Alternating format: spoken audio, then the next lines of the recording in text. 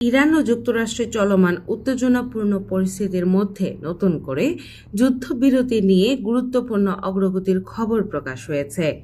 আন্তর্জাতিক গণমাধ্যমের প্রতিবেদনে বলা হয়েছে, দুই দেশের মধ্যে যুদ্ধবিরতির মেয়াদ আরও ৬০ দিন বাড়ানোর বিষয়ে একটি প্রাথমিক সমঝোতায় পৌঁছেছে উভয় পক্ষ।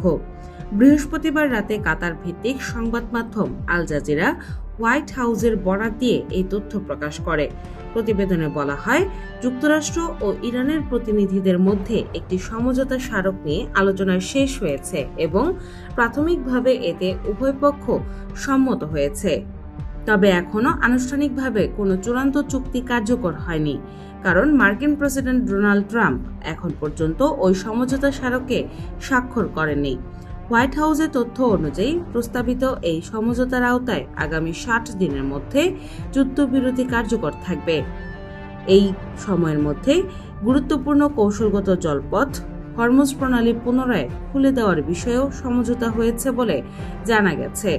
এছাড়া ইরান আগামী ৩০ দিনের মধ্যে প্রণালীতে স্থাপন করা সব মাইন অপসারণের প্রতিশ্রুতি দেবে বলেও প্রতিবেদনে উল্লেখ করা হয়েছে।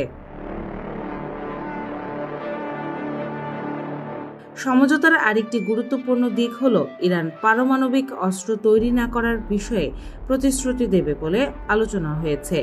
অন্যদিকে যুক্তরাষ্ট্র ইরানের উপর আরোপিত কিছু নিষেধাজ্ঞা শিথিল করা এবং জব্দ থাকা ইরানি সম্পদ ধীরে ধীরে অবমুক্ত করার বিষয়েও আলোচনায় রাজি হয়েছে বলে জানা গেছে।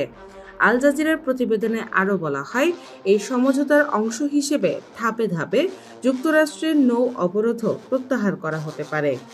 পরবর্তীতে দুই দেশ সমৃদ্ধ ইউরেনিয়াম কিভাবে সরিয়ে নেওয়া বা নিয়ন্ত্রণ করা যায় সে বিষয়ে আলাদা আলোচনায় বসবে।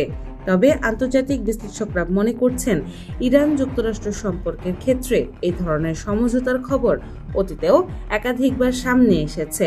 মাত্র কয়েকদিন আগেও হোয়াইট হাউস এবং প্রেসিডেন্ট ট্রাম্প ইঙ্গিত দিয়েছেন যে ইরানের সঙ্গে তাদের একটি সমঝোতা স্মারক প্রায় চূড়ান্ত পর্যায়ে রয়েছে। সেই সময় বলা হয়েছিল, শুধু কয়েকটি কারিগরি ও বিস্তারিত বিষয় নিয়ে আলোচনা বাকি রয়েছে।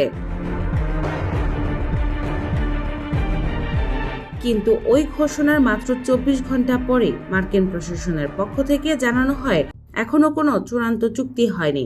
এদিকে বুধবার ২৭ মে অনুষ্ঠিত মার্কিন মন্ত্রিসভার বৈঠকেও প্রেসিডেন্ট ডোনাল্ড ট্রাম্প বিষয়টি নিয়ে মন্তব্য করেন। তিনি বলেন, ইরানের সঙ্গে চুক্তিতে পৌঁছানোর জন্য তার কোনো তাড়াহুড়ো নেই। বিশ্লেষকদের মতে, সাম্প্রতিক উত্তেজনার মধ্যে এই সম্ভাব্য যুদ্ধবিরতি মধ্যপ্রাচ্যের পরিস্থিতিকে কিছুটা স্থিতিশীল করতে পারে। তবে চূড়ান্ত সমঝোতার কার্যকর না হওয়া পর্যন্ত পুরো পরিস্থিতি অনিশ্চয়তার মধ্যেই থাকবে বলে মনে করছেন সংশ্লিষ্টরা। ডেস্ক রিপোর্ট, বাংলা বাজার পত্রিকা।